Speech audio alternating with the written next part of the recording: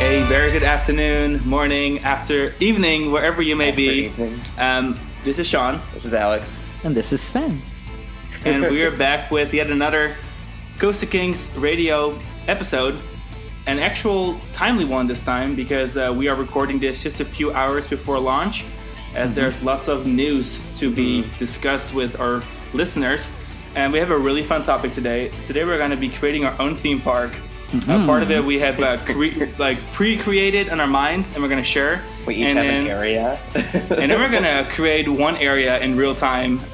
So we don't even know as of this time what our theme park's going to look like. So that'll be kind of fun, right? It gets something different, I guess. Like Sven came up with it, and I was like, hands down, like we have to do this. This is lit. I hope by the end of the night we'll be able to visit it ourselves, and if we even want to visit it. I know. But I guess so. Yeah. As long as it's not Six Flags Operations. Yeah, well, it depends on who owns the park, who's operating it. I own that. It's Europa Park Operations. Thank you. Okay, cool. Oh, wow. Okay. It's Happy Valley Coast to Kings, not kidding. Wow. But before we get into that, first something else. Yeah. So we got a little bit of news. Sven will start us off with poppin' news over in Europe. Go ahead, Sven. Yeah, it's sad news because we just had a press conference from the president of France, Macron, who announced that basically France will go into a lockdown. Not as bad as the first time, but basically everything is closed except for supermarkets. People can still go to their jobs. Schools remain open, but like every non-essential store needs to close. And obviously that also includes theme parks, so that means that another Disney park is closing again, so Disneyland Paris, but of course also the other theme parks in France. Hopefully this means they'll extend our pass annual for the only light at the end of this tunnel for us is that the only silver lining. Maybe we'll get a couple more months added to our pass. Because right now it's good through July, but I would love for it to be good through next November. Yeah. That's very self-centered, so it's very indulgent of us to think about French that. people, though, that this is happening. But that was what we thought about. Yeah, well, I guess everything has a silver lining, but still, it's really going bad again in this second wave in Europe. Because also today, Germany announced that their theme parks will close beginning of November. So also Phantasialand, Europa Park, Movie Park Germany. No more flying in Rookburg. No fly. Fly has been grounded. I want to take this opportunity to give a quick shout out to our previous episode, the Fly in Rookburg episode. Awesome discussion from Sven, Nadja, and Jan.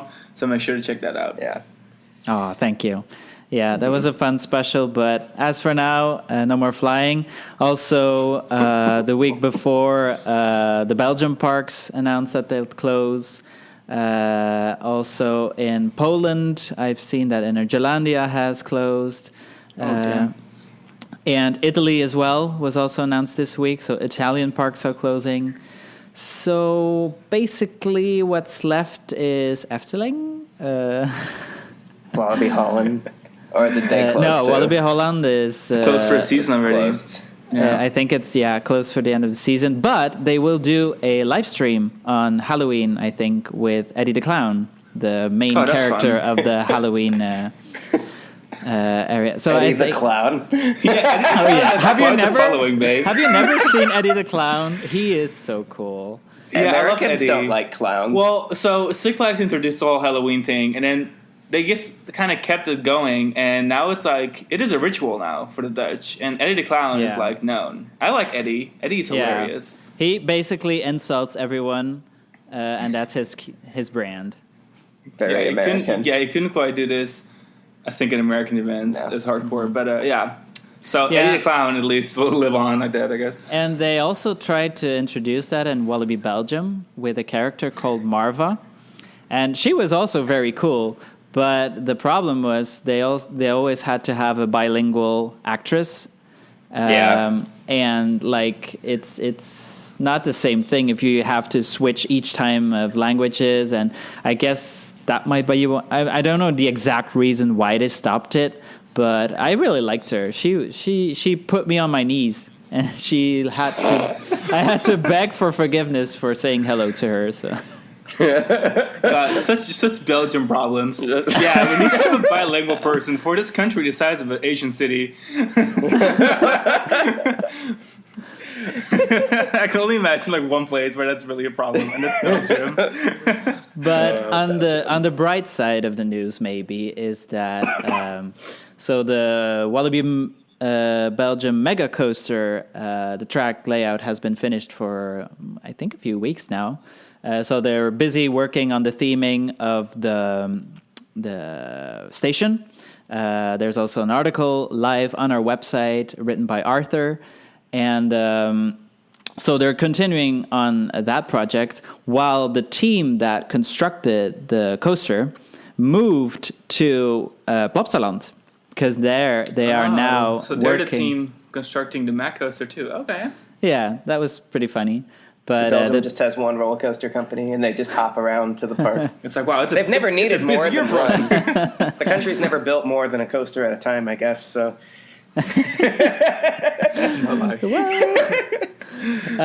But the first track pieces arrived of the Extreme Spinning Coaster, and to many surprises, it's not blue, but it's like a kind of dark red color. So like it will be interesting to see it on the white supports. Like brick. So are we thinking kind of like the color of Dynamite at Fredsaparkplein? That kind of color? No. It's a more burgundy kind of red.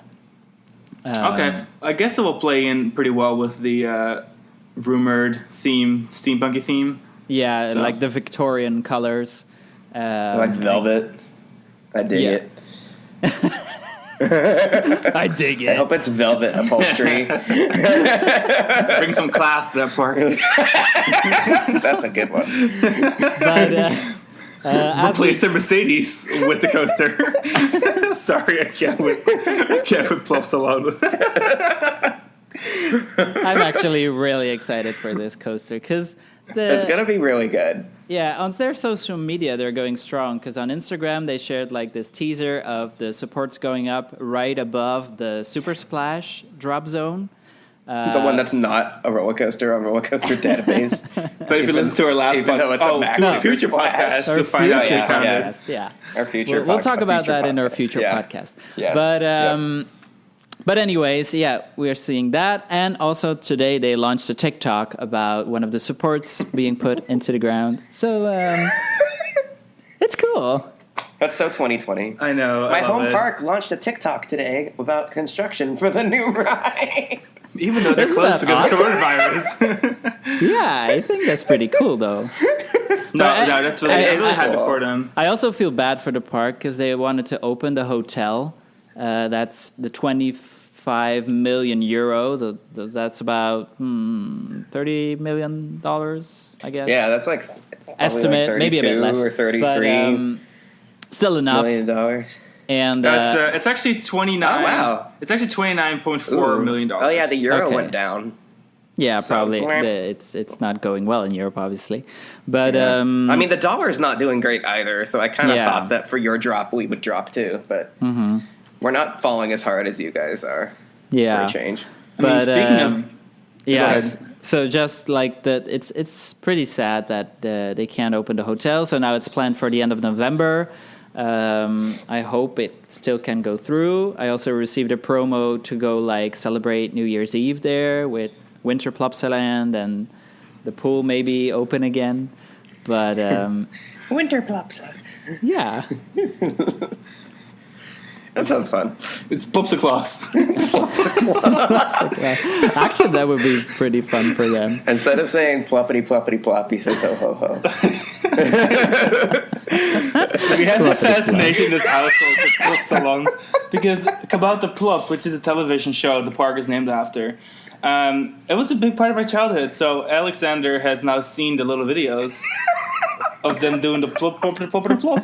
You know, it's like weird. I mean, I can't. We Americans don't have any place to talk, but like no one in America is aware of kombucha plop or whatever his name is. Cabot. It's the leprechaun. It's the quinoa plop for me. He lives in a mushroom, right? That's like the Smurfs. Yeah. The Smurfs lived in mushrooms. In the little forest. Yeah, they're little gnomes. So they're basically like the Smurfs, but like live action, and they sell But they're not blue. plop milk They're like and little plop gnomes. cookies. Yes. They live. The milk and cookies part kills and me. he is in bed, and then his little head does a heckin' jump every time the there's something hats going on. dance. Yeah. Like, I think they're before, if you ever want to visit a Plopsa park and you're coming from the US, you should at least watch a few pieces of the different TV shows to understand what you're going to. Is that still a thing? No, it's Samson and Marie. His daughter took over. Well, no, whatever it takes to keep the show going. But Samson and Cher was a big deal. It's like a dog. It's like an animatronic dog that lives. No, not Cher. animatronic. It's like a puppet. So someone puts his hand in there and is the voice of that puppet. Yeah, and they sit in a 70s like sunken living room. a conversation pit. Yeah, a conversation pit. But Samson is elevated, so someone is actually underneath the floor playing with Samson, the dog. And Gert has full conversations with friends and the dog. Wait, what's his name? Gert. Well, the dog is Samson. Samson? Samson and Gert. Kurt? Gert. Gert. Okay. All right. Yeah. How's that spelled? With like 3 H's? G-E-R-T, if I'm not mistaken. Okay. Yeah, G-E-R-T. Yeah. But anyways, maybe we should talk about theme parks again. Okay. Yeah, so sorry. Okay, let me capture y'all's interest with the fact that Tron is likely not opening next year. More sad news. As of right now, we're hearing that Tron's third-party construction company is going to finish exterior construction, including the canopy and making sure the building is completely weatherproof. Then this project will sit covered up, vacant till Disney decides on a new timeline to restart the Imagineering part of the project, which means test and adjust, theming, kind of putting the whole project together. So even though we still are seeing construction and we are having lots of construction updates on our website, this construction will halt once this third-party construction company is done. For a limited time. This also counts for Guardian. So even though we're seeing very little things happening on the exterior of the building at this time to make sure it's also weatherproof and the solar panels and whatever theming is installed on the entrance building, the actual project itself is also currently rumored, but very likely delayed till 2022. So even though 50th anniversary is next year, we're all going to have to just assume that the only real big thing we're going to get next year is the already finished Ratatouille Dark Ride in Epcot's certainly for Epcot. Yeah, there's no marketable reason for them to open Cosmic Rewind. Yeah, the Guardians ride will not open in 2021. So yeah, pretty much what Disney's waiting for. Even though Florida has already lifted any sort of capacity restrictions when it comes to COVID-19. So technically the parks could operate at 100%, but that is obviously not safe. And I don't think Disney nor Universal is ready to play that game. Yeah, Disney's running at 35% right 25 now. 25 actually. Both Disney and Universal 25. No, it's 35 now. When did they switch to 25? 35. I don't know when, but I was told by a reliable source that it's up to 35 now. Well, Universal has marketed itself that it's 25, so I'm going to assume Universal's that probably still at 25, but is correct. Disney cast numbers that we know confirmed that it's 35 currently, but I don't know. Either way, it's nowhere near enough to fill the gates, which is why they're certainly not adding more. Disney's not trying to go past that. But speaking of Universal, Velocicoaster is planned to open in 2021. So even though Disney is not really celebrating anything, Universal is going hard with opening Universal Beijing Resort next year. Soft opening is expected to be early in the year, and then official opening in the fall. In the summer of 2021, we'll be seeing Velocicoaster come to life.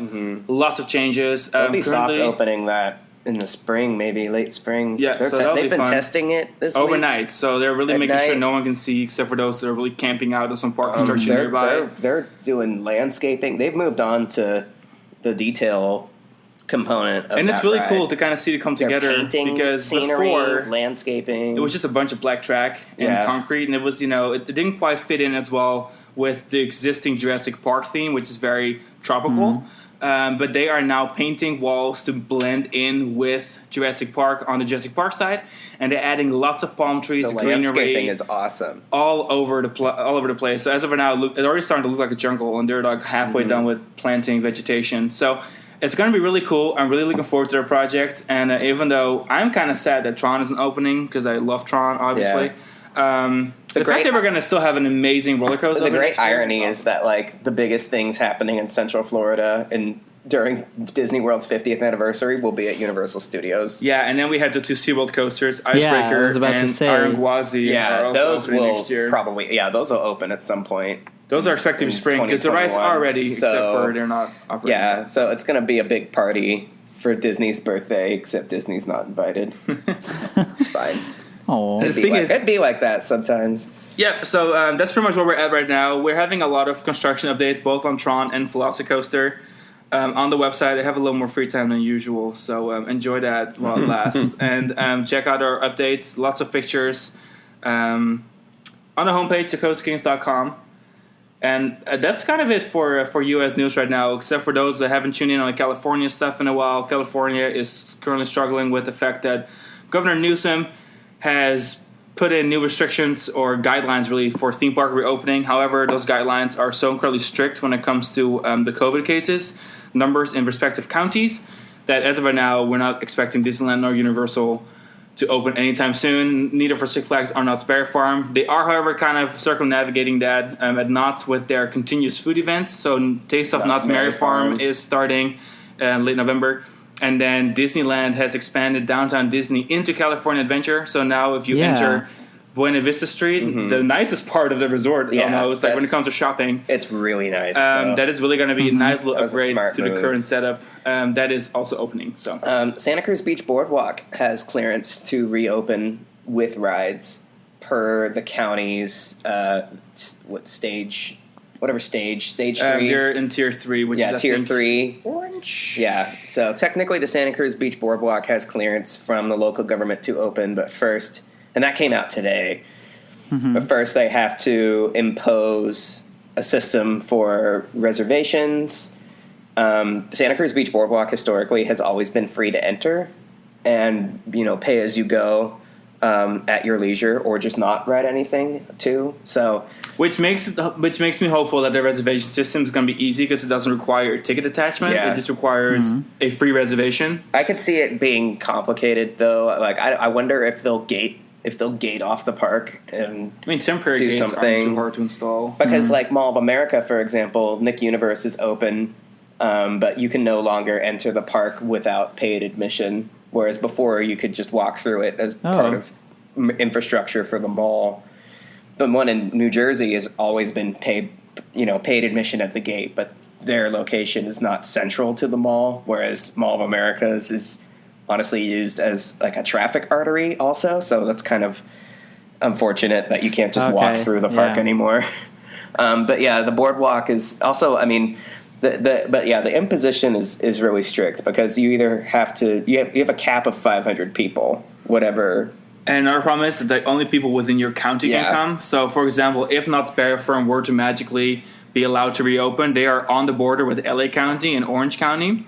They are closer to LA County than they are to Disneyland. Yeah. However, they could not allow anyone from LA County in per those rules. Only people from Orange County. From Orange County. Meaning that even employees working there are likely living in LA County. Yeah. So it's a really messy guideline structure. We got a full article online, a little bit with some opinions of it as well. Luckily, so at least for the boardwalk, it's central to Santa Cruz County because it's in Santa Cruz proper. So, that's going to work okay for some parks. I know the little one of the family parks up in Northern California, Pixie Land.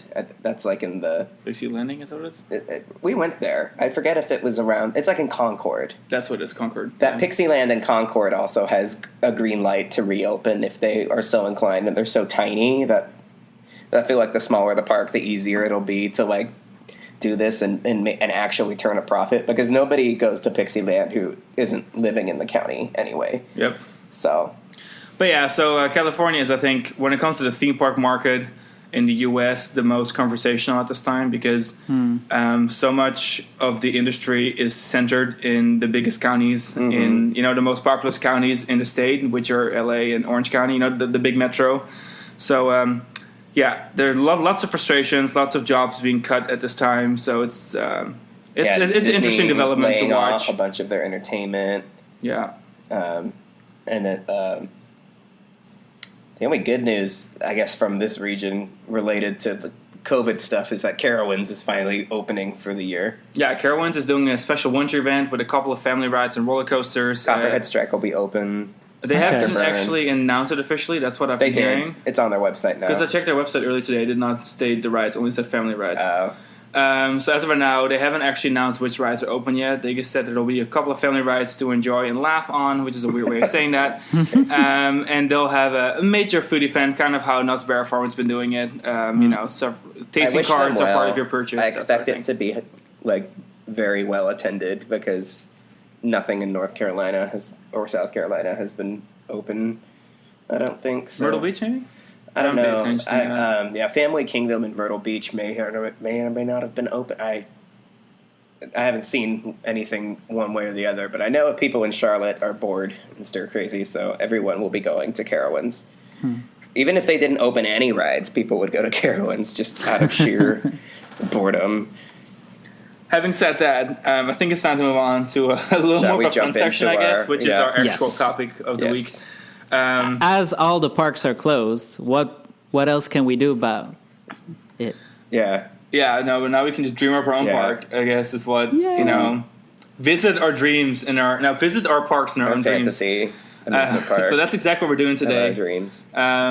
We are going to start with our own individual themed areas that we have whipped up before this episode started. And I'm really curious to Sven's, because I kind of know Alex's already, because we kind of had to make sure we didn't have the same thing. Yeah, Sean and I have very similar tastes. Like, we fanboy over the same kind of rides. We also spend every waking moment together, so it's not like we... Except for when you're working, but I work out of state. But I'll try to do one guess about Alex's park, and I think it will have a wooden coaster. Yeah, that's correct. It's funny because I'm the one. I was like, we have to have a wooden coaster in your area. And he's like, I know Mr. that you're Woody. I'm Mr. Steel. So we figured out that we would give him the Mr. wooden Woody, coaster, Mr. Steel. Yeah. and I would give myself the steel. So that's what we gave away. Was that on your wedding cards? Yeah, Mr. Oh my God, Woody and Mr. Steel. Woody, where woods meet steel. Yeah, but then not RMC. We're not RMC fanboys. That wouldn't have worked. But yeah, no. In coaster news, I'm so sorry. I have to flash back real quick. There is developments on Rocky Mountain Construction and Hershent Entertainment. We're hearing that Lightning Rod will get a completely Iron Horse coaster track, and potentially Outlaw Run as well, because Hershent Entertainment is kind of done with the maintenance costs and all the drama behind the scenes. Hershent is in the process of filing a lawsuit against RMC. And RMC no longer sells Topper Track coasters, only from the ground up or reconversions with Iron Horse track, which is like Zadra did from the ground up. Yeah. So we may just see a complete rebuild of the whole Lightning Topper Rod track line has been discontinued? Yes, it has. Oh, I didn't know that. So that's a little bit of fun news. We're watching it closely. It's obviously all behind closed doors. There's not a whole lot that we know for certain. But, rumors make their way around the industry. So just something fun while we're on the topic. Yeah. All right. So we're going to start with Alex's area. Okay. So that way Sven's in the middle and we don't have to... So for my area, I wanted the theme to be the coast, to be ocean-like. I wanted to take inspiration from my childhood where I grew up, which is the Pacific Northwest, and also take inspiration from a Pacific Northwest themed area of a theme park that we love, Chimelong Ocean Kingdom, and the Mount Walrus area of the park, which is low-key our favorite. I'm laughing because there's Mount no surprise Walrus here. is amazing. Of course, Chimelong Ocean Kingdom is thrown in there. People from California can attest that walruses, when they are sitting upright, absolutely look like little mountain ranges. So the Mount Walrus theme with the Mac Super Splash Coaster is so on point. And so I was thinking of kind of a mix of if you're from where I'm from, I mean, you probably grew up going to the Monterey Bay Aquarium. So I feel like for me, aquariums and theme parks with aquariums in them, like Chimelong Ocean Kingdom, I feel like that goes hand in hand. So I wanted to use that as the Northwest is my regional inspiration, and then also just fish and sea life in general as the overarching mood. For rides, I could only hope to have a dueling GCI wooden coaster along the lines of Joris and the Drac or Lightning Racer, because I feel like wooden coasters, dueling coasters, racing coasters, like all of these things are like dwindling arts, and a good racing / dueling coaster I find so intrinsically valuable. Like when we ride Joris and the Drac, I'm just always so impressed by the fact that it exists. Or same thing with Lightning Racers. Our park is going to be amazing and big, and it's going to get 15 million annual attendance, so it needs a dueling wooden coaster that runs 6 trains at a time. Okay, just noted. Well, Europa Park. This is some ambitious territory. So that's the coaster component. I guess you could say. And what's the name of the dueling coaster? You didn't think about that? I thought you'd figure out the theme and the name and. We didn't have names. Sven, in case we were literally at lunch when I texted you we're going to be late, and then I was still thinking of my area because I couldn't settle anything. Sean was really names were not included. Sean actually just took your instructions, but made an entire theme park in his head full of his. And then I was like, which area am I going to actually pick? Which I'm going to allocate to some other person? Which one's going to be inspiration for Area 4? So but I don't know if I have names for these rides. Well, but then, if you're so you're saying it's a coastal theme. Do I have to look more to a kind of boardwalk style, or do I look more to really marine style? Like, do I see a giant ship in your area, or naturalistic shoreline? Rocky shores? Yeah. Did you say that? Okay. Yeah. Okay. Yeah. Lots of greenery. Thinking like Muir Woods kind of feel, cliff sides and redwoods and. The cold, frothy oceans of my childhood. Like, maybe, I mean, just because wooden coasters for me, like, a boardwalk theme would work because, it's a wooden coaster, but I'm not thinking necessarily So are you thinking kind of like Boulder Dash, like a forested wooden coaster, but races? Let's say wood coaster in Shenzhen, but 2 of them. Wow. I'm saying 10,000. High budget planning. 10, I see 10,000 feet of track between the 2 sides. What is that in meters for me?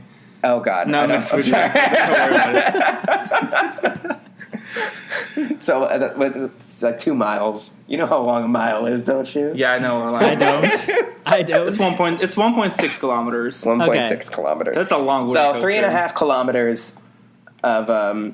Or no, 3 combined. Let's say 3.2 kilometers of track for my dueling wooden coaster with 8 trains. We can run 6 at a time. Okay.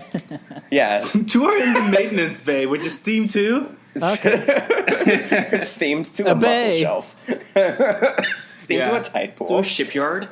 But I would want the lumber to be natural. I wouldn't want it to be whitewashed like a boardwalk themed coaster, I guess is what I was saying. If it was an Intamin, if it was going to have lots of straight drops and elevated turnarounds and stuff, and had like that whitewashed wooden coaster like shape to it, then paint it white. But I would want these to be much more in the wooded shoreline of my aquatic themed I think area. the painters will be grateful for that. Yeah. Whitewashing is just hard. It's expensive and also to maintain. Yeah. Oh yeah, totally. Unless you were going to do a steel superstructure, unless you keep it up. Like White Lightning at Fun Spot has like this ugly ochre tint to it now. Like the white is looking kind of off-white because of the chain grease staining the paint over the course of 7 years. So the lift hill is kind of rough looking. I'm like, I just feel like they should look more. I think the wooden coaster, the lumber should look natural, especially for the feel that I want to go for with this area, where it's warm tones, earth tones, tree tones, and then turquoise waters. And do the 2 coasters have the same layout, or no? It's like yours and the Drag that they have a kind of different approach? Yeah, my goal would be for it to marry a variety, all of GCI's past and present dueling coaster concepts. Something because Gwazi was much more dueling oriented, whereas Lightning Racer and Joris and the Drac are much more racing oriented. But it would be nice to find a happy medium between a racing coaster and a dueling coaster. I want parts where we're side by side and you can like reach out and shake hands with the person on the other train. But I also want moments where the trains are coming head on and veer off at the last minute. If possible. I'm not asking for much. I'm only asking. I'm only asking. Coasters are cheaper than steel coasters. I'm only asking for a $35 million double GCI. At least I'm asking for like a racing like it's not that serious, you guys. And then taking more influence from Chimong Ocean Kingdom specifically, like we cannot get enough of Walrus Splash, which is their Max Super Splash that goes through the walrus and seal enclosures and like at one point goes under the aquarium, which is pretty dope. So a Max Super Splash for me would be like the necessary water ride component for a Pacific Northwest seaside theme. And I would kind of love for, like, obviously, like at Ocean Kingdom, Walrus Splash has a very long pre-lift section before it kind of launches into the standard Super Splash lift double turntable setup. But I wouldn't mind if the flume portion of the ride was enclosed and, you know, featured like aquatic animal exhibits, kind of like Ocean Kingdom, and also maybe some scenes, like some dark ride scenes. Okay. If there's money in the budget, I would like for the whole ride to be like. There is so much money in the budget. I would love for it to be like a 10-minute ride that is like Pirates of the Caribbean. I would like for this ride to actually take you to the Pacific Northwest and back. Like for this ride to physically cross the Pacific Ocean. I think we won't have much budget left, though. I know. I'm gonna go with like a Six Flags theme. No kidding. So that would be. So we've got my dueling wooden coaster, my Super Splash. That's a lengthy, like water indoor ride leading up to the coaster finale and splashdown. And then for my third attraction, which would of course be a dark ride, I would like to see something along the lines of the dark ride that they have at Ocean Kingdom, which is an Omnimover dark ride through their Guinness World Record breaking aquarium, but something ride system wise and like the feel, like the mood to be more along the lines of Symbolica. So trackless LPS dark ride. Money. The scene in Symbolica with the whale. You're in the atrium, and I want an entire ride. I'm not gonna lie, that would be a like killer first scene, and then like the glass breaks, and then like you move into the actual aquarium. So I think Symbolica's like lightheartedness. I like the whole energy and aesthetic of that ride. But if it was underwater, can we have Pardus in the water too? Sure. You can have his little submarine, his little Pardus submarine and Pardine. More like an Easter egg. I know, like a little floating. Yeah, I would basically what I'm saying is I really just want Efteling and the Chimong group to come together for me for this project. Chimlong's Pardus Kingdom. It could be one singular aquarium that my Mac Super Splash and my LPS Dark Ride enjoy underwater tunnels for the sequence. That's it. That's the end of the episode because we ran out of money. So yeah. Thank you. Bye. Have a good night. Check out the website. I mean, I would pay $75 for admission, even if it was just those 3 rides. So I think we're still going to turn a profit here. I read about a new Alpine coaster that opened in the U.S. and that it was about $65 to ride it. Yeah, it's the longest one. It's in the Appalachians in New York. I think it's because like you have to buy a lift ticket first because it's like a ski resort or something. Like there's definitely we have an expensive one in Pigeon Forge too, where you pay admission to get into the park and take the ski lift up to the mountains. Isn't there a really expensive one in Tahoe too that we tried riding? We're literally in Tahoe. We were in Tahoe and we were like, this is the only credit in California we don't have. But it was super cost inefficient for someone who just wants to ride the coaster. Yeah, once upon a time we had the record of all coasters in California, so that opened. Now there's been some other stuff that opened. But yeah, we had almost every operating stationary roller coaster in the state of California. The only one that we left on the table was that Alpine coaster because it was going to be like $30 to enter the resort, like another $20 to like ride the coaster. We're like, no, we're not big enough credit whores for that. We're not made of money. Especially when you would think differently when basing your spending here, but especially when well, listen, this is all of my own fantasy. This episode's gonna be called Coaster Splurge. Coaster Splurge. So this is when you're Roller Coaster Tycoon sandbox with unlimited money. I love that though. Or like if you're playing, for all my Sims players out there, it's like the Rosebud cheat. And you go in and get yourself unlimited money and then build everything to your heart's desire.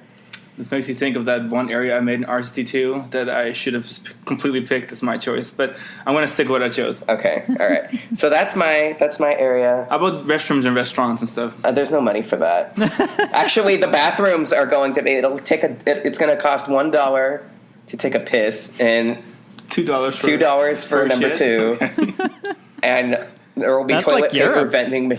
There'll be different entrances for the urinals and for the shitters. Toilet paper vending machines where like you can just like dump your pocket change in there and it distributes individual sheets of toilet paper accordingly. God, hope you're not a constipation station when you're there. But yeah, so you usually had 3 rides, right? So like specifically, I mean, I guess technically it's 4 because it's a double track wooden coaster, but. Yeah, I almost went for a dueling one, and I was like, no, that's not fair. That's 4 rides. And then well, you just it's a started Mobus with Loop it. then, I've decided. So it's one 10,000-foot coaster with 2 stations. So how about your aquarium? Can you view the aquarium from outside of the rides, or do you have to The aquarium is a non-ride attraction / exhibit. Okay. If that's okay. Yeah, well... I imagine you having like lots of shows and parades and stuff. We were fantasizing in the car. It's so like Sven's indoor gonna and have outdoor show. He's gonna have 3 rides, and he's gonna have an indoor theater and an outdoor amphitheater. He's gonna have a parade. He's gonna have 3 meet and greets. He's gonna have an entire. Why do you guys think that about me? Because I usually skip the shows at theme parks. Not the parades, though. At Disney. It's just because you're European. I guess based on your Disneyland Paris reports, you're like watching a Marvel show. Yeah, but Star Wars show. At that point, I was a Disneyland Paris pass holder, so it's normal that when you've done all the rides, you want to go for everything that's new every season, and so that's why I was talking mostly about that. It's because you have a very sophisticated palate, in that we don't look just up need to your rides. Overall to be happy, whereas parks. for me, I kind of just need. I'm pretty much like rides or bust. Like unless it's somewhere really special, like Ocean Kingdom, where we saw like all of the animal shows and stuff. But for me, my favorite kind of non-ride attraction at any given park has to be the aquarium at Ocean Kingdom. So I'm like, that's it. That's my attraction that is kind of the focal point of this area, even though it's not a ride. And the rides, 2 of the rides are obviously like would be incorporated with it. With the wooden coaster as like the major thrill supporting component for that. So what's your name for your Walrus Splash kind of splash coaster? Really cool Walrus Splash. Be like, oh gosh, what about Walrus Splash? Walrus Splash. Like, I want to name it like just Big Sur. It's a sealed deal. The Big Sur Surge. Okay. Anything else at the area, or is it ready for Sven? Yeah, we talked about the bathrooms already. What if I'm like really hungry and I don't feel like going to a different area? Well, it's gonna be all seafood. I have to go to a different area. It's going to be. I have to go to a different area. Sven and I are like, all right, bye. Seafood that is sustainably developed and humanely harvested. Talking like Epcot, living with the land level of interest, with behind the scenes tilapia and shrimp farms to stock my undersea. I guess the restaurant would also have aquarium viewing because that's kind of a requirement. Like if your park, if your amusement park has an aquarium with a dark ride that goes through it, like Epcot, then obviously there's an underwater viewing restaurant, or like SeaWorld, like Sharks. So yeah, that would be my signature restaurant. Would be what would you call the area? Underwater dining. What would I call the area? I would probably just keep it simple. This is a global theme park, and I wouldn't want to leave the theme of the area up for interpretation from people who like wouldn't. So I would probably just call it the Pacific Northwest. Like, just keep it really simple. I don't care. We need to work on that. Look, you guys can no give me, dragons soaring over sky mountains or something. Yeah. When Ocean Kingdom opened, their parrot wing coaster was called Fly Over Mediterranean, but then Fly Over Rainforest. Fly Over Rainforest, but then they had to rename it because nobody knew what that meant. So they're like, okay, it's parrot coaster now. Yeah, they probably all thought it was going to be from an international marketing standpoint. I just want to be I want to be straightforward about what my themed area would entail. Hey, have we decided on where this park is be located in the world?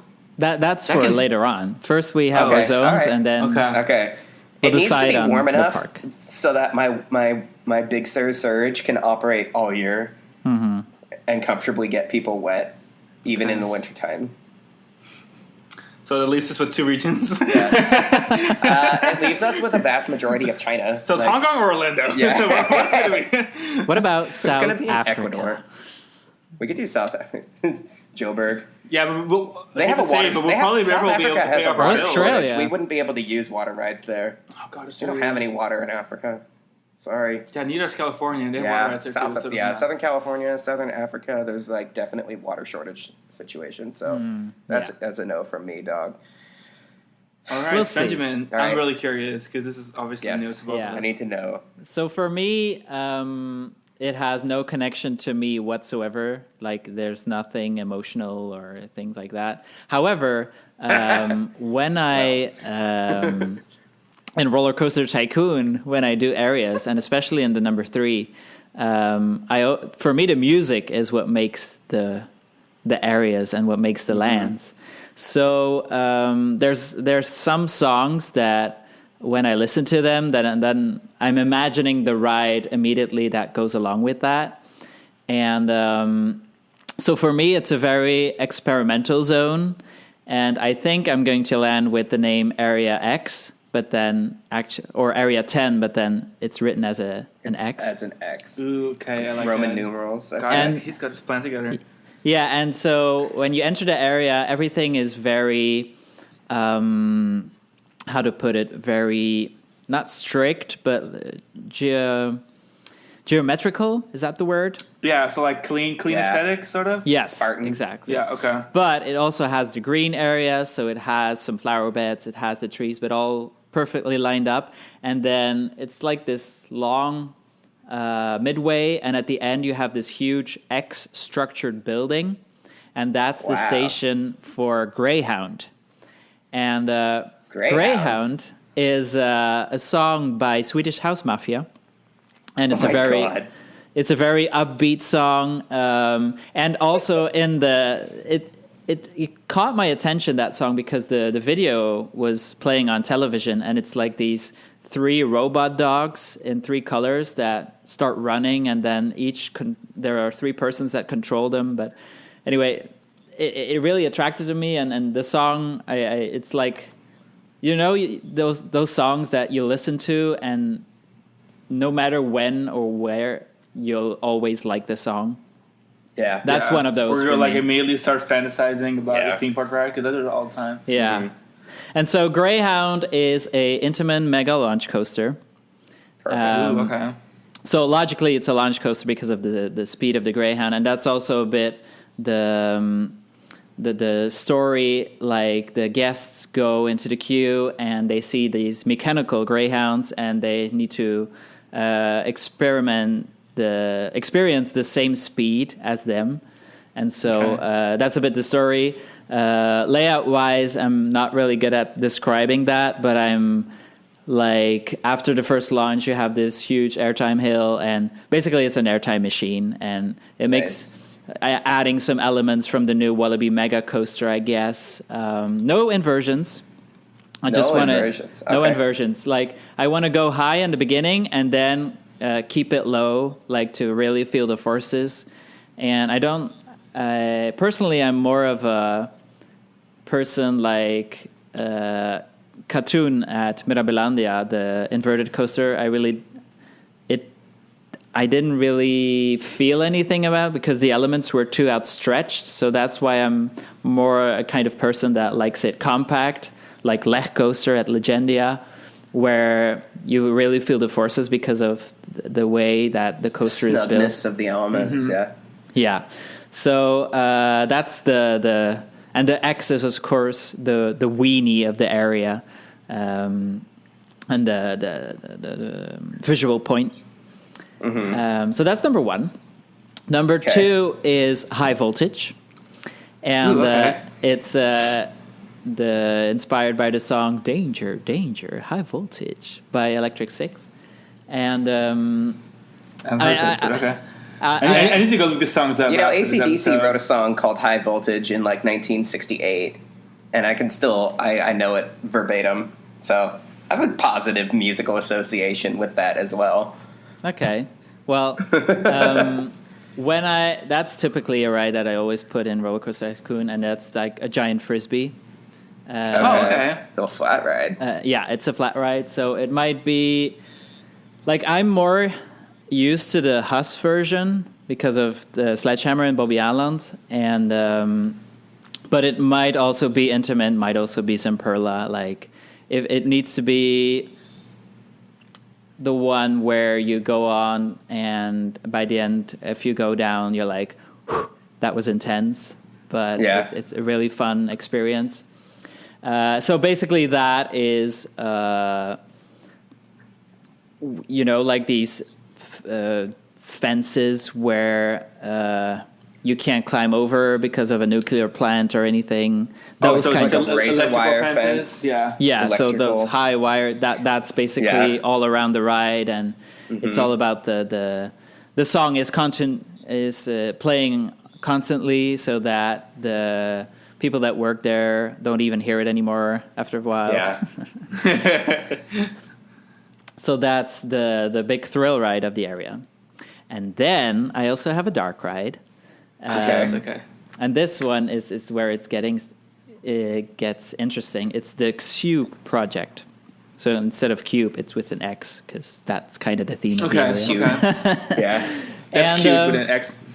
Yeah, also because it's about these tiny little creatures. So imagine something Minion style that come in different colors. And basically you go into the ride, and they want to see how these creatures react to human interaction. And so they are made for entertainment of guests.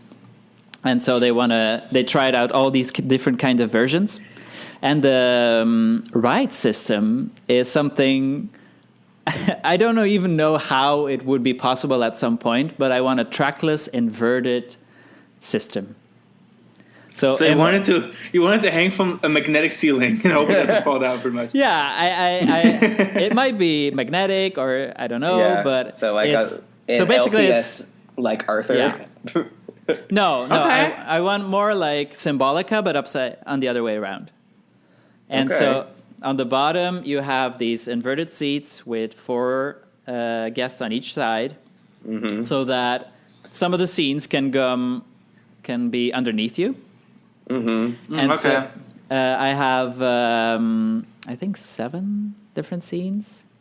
So with all different with the different creatures. 1, 2, 3, 4, 5, 6, 7 different creatures. Okay. You said that going in a fantasy direction is not what you would be doing. Like, but this is totally fantasy to me. It's just like... Also, how the hell am I going to live up to this? I have not even thought of the theme of it. I didn't mean necessarily... I mean, yeah, I guess I was thinking, like, I expected you to do something that was more, like, naturalistic fantasy, but this is, like, cyber fantasy. Yeah. I feel like this is so on brand for you. Yeah, you said it wasn't personal, but it's personal, Sven. This is so you. Well, I guess... Little creatures that perform theater for... Well, for not human. only... Okay, so let me get into each scene, all right?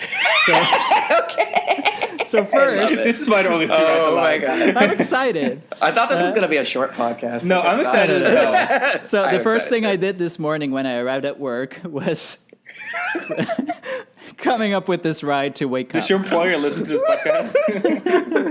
Does your boss listen to this? So the first creatures are turquoise, And basically, they're scalding all the time. And so it's a very beach area where you come into, and they're playing sports, and they're doing water skis, and they're happy running around. And you see the steam coming out of them because of the scalding, of course.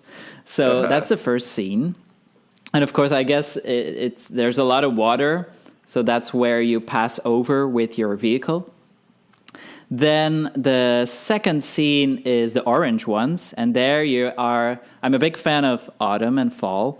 So it's a autumn fall style forest. And these ones are crazy about chocolate. So they try to jump up to you because they think you have chocolate for them. And you see them reaching out for you. So really cute. And that you pump the chocolate smell in this room, right? Like it's going to be it's all about room. The visual. It's all about smells. Smell-o-vision. Yeah. A Belgian review. Yeah. The Belgian chocolate forest. That is, of course, something Belgian that I put in there. Yeah. Then there's the pink ones. And on the pink ones, these I just love this so much. Are doing a dance-off. So... Sven, this is so amazing. Oh my god, these are the 7 colors of your rainbow. And I'm like visualizing this feel too. this. If you don't understand, like I want to be a creative mind at some theme park, so if you want me, just let me know. Just shoot us an email. But, info@thecoastagainst.com. Svenmagineering. Svenmagineering. That's what we're gonna call this episode. Sveniversal. So, but the pink ones, imagine like these 2 teams, and they're dancing off as you pass by. So they each have their routines, and so they really want to have you in this epic battle. By the way, for this music, I'm counting on Immuscore. So thank you for scenes for every. Music for every scene. Thank you, Immuscore, for Immuscore. We love you. 7 Thank you for your different songs. participation in this podcast. One for each color. Okay, and they're all going to sound similar though, because that's what Immuscore does. But well, they also have these very unique sounding scores as well. So I'm really going for one of those. So now the middle scene are the white ones, and this is where you are in a very dark area, a night area with smoke glowing around the ground, and the white ones, they glow in the dark. So that's pretty cool that you see them, and they jump very high, so you can mistake them for a star that's falling down. I think this is really like the intimate scene like you have at Dreamflight at Efteling, where you pass by the giant planets if you've done the ride. My favorite scene. Oh, so it's one of the best scenes in the history of dark ride development. Yeah, so that's really the kind of vibe that I want to have with this scene. Then the next ones are green. And the green ones, here you're passing through a green ice wall corridor. And some of them are passing through the ice. Some of them are stuck and are smiling at you. So I thought that would be pretty funny, like a smaller in-between scene. Yeah. Okay. Then there's the burgundy ones. And the burgundy, they are in a kind of dollhouse area, and they teleport all the time. So you're looking at them, and all of a sudden they disappear. So here it's working with special effects again. And so then we're thinking like so this is Time Traveler at Plopsico, Burgundy. Oh yeah, and Plopsaland, not Plopsico. Oh yeah, what did I say? They wish they wanted. Plopsico. Yeah, see, we're obsessed with that place, man. I swear. Yeah. And then finally, a bit cliche, but the last ones are rainbow ones. Okay. And they are basically the happiest creatures you have ever seen. And you see them, first you enter like an area where they're working on a little desk, and then all of a sudden they turn to you and they start singing, and they... This is the gayest thing I've ever heard in my life. I'm so pleased. See, we don't need shows in Sven's area because the whole ride is an indoor stage ride show. Is actually the most queer-tastic, theatrical, gay propaganda for children. I'm living for it. Please tell me the end of the ride has a statement like, you can gay with us anytime. Yes. I'm living for this. Well, that was not the point, but if that's what you make of it, okay. And so, yeah, and there's also this orchestra at the end of the scene where they... make this loud music to say goodbye to you. And then, well, I guess you are informed that the experiment was a success, so that you need to return for a next visit again. Yeah. The experiment was successful, so now it's free. We have what's it called again? It's base X. Yeah. Area X. Area X. Yeah. Area X. Yeah. Base X could work too. Like, you're welcome to return to the Shube anytime. Now tuck your elbows in. The little Cubes. Wow, Sven.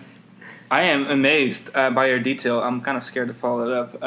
So before we do that, do you have any restaurants or something that like well, you can come up with in a moment? That is actually something I didn't think about, but then I was like, okay, well, there's the roller coaster restaurant that Mac is doing everywhere, so I'm putting it in there. It fits. Oh, that's super smart. That really works for that area too. Yeah, so we each have our signature restaurants, the underwater dining food. Mine's going to be fun, I think. I just made it up. You have signature dining? Yeah, I just made it up right now. Did you have a dining But then... plan? I have a dining plan. We have a, we have a dining plan for the for this park now too. Just one final thing then. One of the desserts that you can order are all the different colored Cubes in pie-shaped. So that's the X-Flight. So they're edible creatures. You get it? The X-Flight. Like a little flight? Like an X-Flight? A flight of little X characters. Super smart. Like a beer flight. Okay, well, that was awesome. Do you have to pay to use your bathrooms in your area, or are they free? No. You just They're have free. to... No to what? They're free. No, you don't have to pay. To use? They're free to use, yeah. And I'm still going to charge $2 to take a shit in my area. As long as everyone knows. But if you are in Pacific Northwest and you want to take a shit, just go over to Base X, Area X, so you can take a free shit. Or you can just take a shit right in the trash can like they do in San Francisco. They're trying to be a classy theme park. You can't be like blowing the budget it's or not you're doing China. a roller coaster with. Shut up! It's not China Disney opening month. Like, if you don't see a homeless person shit right into the trash, did you even go to San Francisco? This park is in San Francisco, but it's themed. You can't run your water ride in the winter. I think I saw that in LA even, so... Okay. Yeah. Yeah, Sven stayed in the hostel in like that's true. Hollywood area, so yeah, he definitely must Hollywood have seen Boulevard. Yeah. Yeah.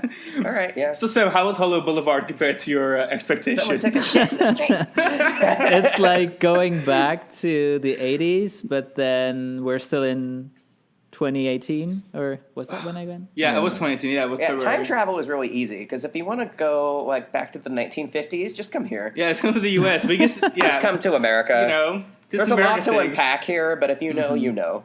You want civil rights? Don't come here. Don't do it. You know, we're not trying to make it political. If you want to be subservient to your husband, then yeah, come on over. Totally fine. We got a new Supreme Court justice for that. Yeah. Let's stay right, happy with the Justice. Cubes. Rainbow. I'm just going to cry into my Shubel flight and pretend that I'm she will somewhere literally else. burn up into flames the moment she walks into your Area X. Damn. Yeah. Okay. Yeah. All right. Okay. All right. Having said that, I'm going to introduce my area. And this is a combination of events based on Shyamalan Ocean Kingdom's... I think you guys are a bit biased. It's good that I'm here. I'm not done yet. It's just a really good park, okay? This is a combination of Shyamalan Ocean Kingdom's Amazonian area, China Dinosaur Park's jungle area, and Tokyo Disney Sea's Mexican River Delta. Nice. And where it comes together is the fact that we're going to be in a South Asian jungle, actually. So we're also combining Asia on that. Asia. So we're in a South Asian jungle. So kind of think Animal Kingdom, like that kind of superstructure. But then like large temples. We're in a jungle. There's lots of fog, like mist machines. Okay. And lots of water, like little ponds. You know what I'm talking about, right? Like South Asia, temples, ancient superstructure. Is there a country you have in mind that would be like where? Cambodia-ish? Okay. Like Vietnam. Okay. But I'm thinking the big temples, and I don't know my countries well enough to be like, you know, what I have visualized. Thailand to is dedicate very temple-centric. Yeah, so I don't want to dedicate to one country, more of a region, so I don't mistakenly be insensitive here. Yeah. We don't want to appropriate or mislabel. But yeah, cultures, just think like South Asian jungle with temples, right? Nepal. And my main roller coaster is going to be quite intense, but it's going to be themed to a mythical snake creature, kind of along the lines of Dinoconda, which is themed to like a big snake dinosaur. Mine is just a big snake. Yeah. Okay. And Black it's going to Mamba. be a 4...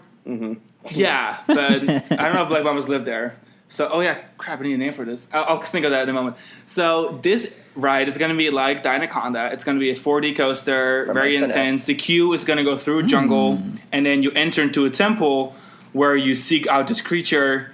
The creature captures you, which is you literally use boarding it voluntarily, and then you leave the station and do the whole ride. This ride will be violently intense compared to the other coasters in this park. But I do want the finale to be indoor, so I think that the moment you go from your fly to lie in the second half of the ride, I want the final Raven turn and the return to the station to be inside a building or like in a rock structure. Okay. So that you can like have cool effects. Like I really want this ride to be. It should be fire effects. Oh yeah, I want the finale to be like, that work. I want it to the myth that burn my eyebrows starts off. Well, I don't I want my fire money back. inside a building. Like this is not Wallaby Holland. But so the finale is going to be pretty much you. The myth, the legend turns on, and I guess we could add fire to that because you guys are pretty adamant about that. So the ride fire ends, too. Like, did you defeat the creature? Did it kill you? Like, No, the creature killed you. But you are the creature, or are you? You ride on the creature. You leave the temple. The creature takes you on this wild ass ride. You're like, wow, this is crazy. That's a never-ending story, but a nightmare. Yeah, but a nightmare version. I mean, we're in these. There is no one to rescue you. We're down here in South Asia in the jungles. This beast is going to take you for a ride, and then you come back into the finale of the ride, which is all indoor, and that it's just a bunch of cool lighting effects, and you think you die, but really you just get back to the temple. You get out of your vehicle. Narrowly escape. Dual station, so your exit station is different than entrance station, so your story actually ends with that like darkish. So separate load and unload. Yeah, so your load is going to be more mystical, where like you find the creature and you board it, and then your unload is a separate station because these are not very good capacity rides, so I need dual stations, and then your unload is going to be where it's a lot darker, like it feels burnt, like I want to say that it feels like all of a sudden the temple has aged, like the mythical aspect is gone, and the temple is like darkish and black. Spots on the walls. That sort of thing. It sounds like Pyro Viper or something. Pyro Viper. We can go with that. Yeah. So that's my main like big roller coaster. In that same jungle, again, think of this whole area as like a giant jungle with several midways, almost like Pandora, where you can just kind of explore the area as you want to go. Like it's not going to be broad midways, wide width midways. To get from point A to point B, you have several options, right? And so there's also like little animal exhibits throughout, and there's a interactive kind of walkthrough that you can use to get to the other side of the area that goes under some aquariums. We can look at freshwater fish and some bigger creatures that live in the water that are in native to jungle South Asia. I thought it would be kind of cool, maybe monkeys even, like Animal Kingdom does. And then you have a dark ride that is also themed to a temple. That's a different temple, right? Because we're in this ancient, mystical world of my South Asia jungle. And this is actually another disastrous kind of ride. Thinking Indiana Jones with an original theme, where we are riding on... are you on jeeps? No, you're not on jeeps. We're actually on vehicles like we've been doing, the cooker arms. So this way we can really put this... We can really put the scenery in your face. Like you'll be moving around. There's scenery below you, there's scenery above you, there's scenery next to you. We can really move you around. Because one of the downsides of rides like Indiana Jones is the ride tracks are so wide that it's so obvious that all the theming is like on the side of the track. Yeah. But I like what, and I'm a big Forbidden Journey fan. I'll maybe for me to first say it. I love how into action I am. So I want to carry that over to a different theme. And I watched a video of Warner Brothers in Dubai. Yeah, they kind of tried doing it with Batman, but I want it to be like a jungle theme. Like really intense, rock work, waterfalls. The story itself, I hadn't thought of very well yet because, again, I came up with this on the way home this afternoon. So it's just pretty much going to be... I know, I'm sorry. My area is just about ambiance. I'm not trying to tell... a highfalutin story. Yeah, and I want this ride to be like very welcoming to international audiences. So I don't want a lot of talking. I want this ride to be visual. Not a lot of dialogue. If you're from Australia, if you're from Japan, if you're from China, I want everyone to be able to understand what's going on in the ride without any sort of language being needed. So it's going to be just big bugs and like Mystic Manor, for example, does such a great job of like telling a story without very much dialogue. It's just at the very beginning and end. Yeah, totally. And I think that really forested, jungly areas with big bugs and big animals and that sort of thing, and snakes is something that you don't really have to have any sort of dialogue. It's just like, you know, you can have cool effects, it looks scary, there's fog, all that kind of stuff. Supernatural stuff takes over, and it's so like you go into this temple and you're kind of really not supposed to go into this temple. And you don't have to explain. You only need to explain as much as you feel like explaining. The rest can all be interpreted. Yeah, and I haven't quite thought of like what the ride vehicles are gonna like, what the theme is of them. But anyways, you go into this temple, you're not really supposed to. You get to a room that's full of gold, and you think you hit the jackpot. But really, like the golden benches you see are those benches that are the ride vehicles. And the moment you sit in them, it's like a trap, right? Like all these temples have these traps. And this golden bench that you think you're sitting on because it's a golden bench actually takes you out of the out of the station, and you start your journey through the temple.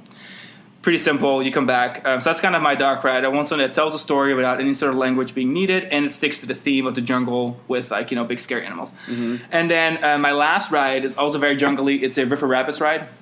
Think kind of like the one in Shanghai Disney, where it's very naturalistic. Again, the storytelling doesn't require a lot of language. It's just going to be you're going through the jungle on an adventure. There's a giant creature somewhere hidden.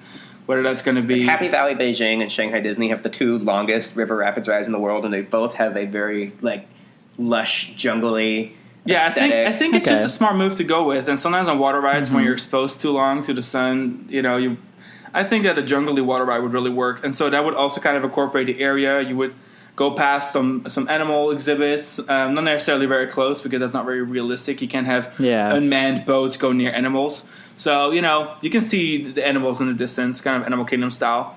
That's also part of the area. And those are my main 3 rides. Now, for my restaurant, any questions, by the way, my rides? Well, I'm glad that you added a river raft or rapids, because if it was not in one of our 3 parks, I wanted it as in our 4th area.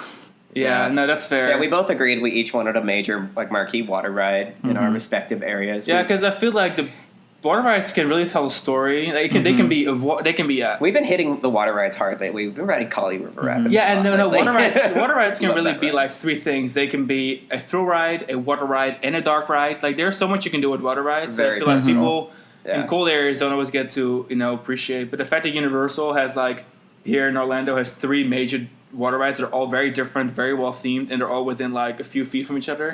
It's like you can do it. Like, water rides can do so many different things.